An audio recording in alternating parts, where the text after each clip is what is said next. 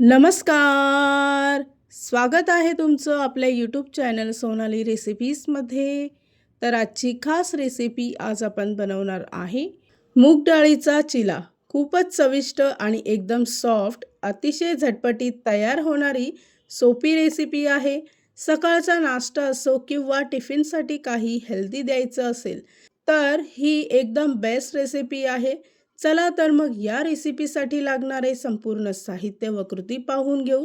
मूग डाळीचा चिला तयार करण्यासाठी इथे मी 1 वाटी मूग डाळ रात्रभर पाण्यामध्ये भिजवत ठेवली आहे. दुसऱ्या दिवशी डाळ चांगली धुवून घ्यायची. त्यातील पाणी सेपरेट करून मूग डाळ एका मिक्सरच्या भांड्यामध्ये टाकायची आहे. त्याचबरोबर 3 ते 4 हिरवी मिरची कट करून यात टाकायची. एक आल्याचा तुकडा घ्यायचा आहे.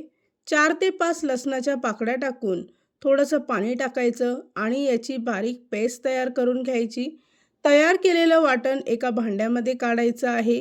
त्यामध्ये एक मोठा बारीक चिरलेला कांदा टाकायचा, एक मोठा बारीक चिरलेला टोमॅटो टाकायचा, अर्धा चमचा गरम मसाला, 1 चमचा मीठ टाकायचं आहे.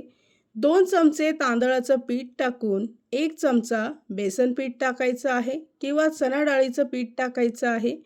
1 मोठा चमचा पांढरे तीळ घ्यायचे. बारीक चिरलेली कोथिंबीर टाकून सर्व मिश्रण चांगलं एकजीव करून घ्यायचं आहे.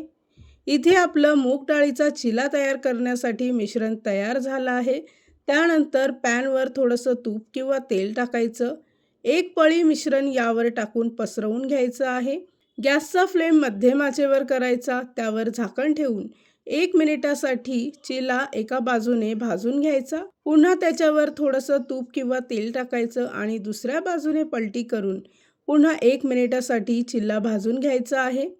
या रेसिपीसाठी लागणारे संपूर्ण साहित्य व कृती मी तुम्हाला डिस्क्रिप्शन बॉक्समध्ये दिले आहेत, तर तुम्ही तिथे जाऊन चेक करू शकता.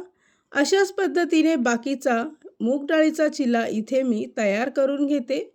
तयार झाली आहे आजची खास रेसिपी. खूपच सोपी, खूपच टेस्टी, एकदम सॉफ्ट आणि सोप्या पद्धतीने तयार होणारा मूग डाळीचा चिला.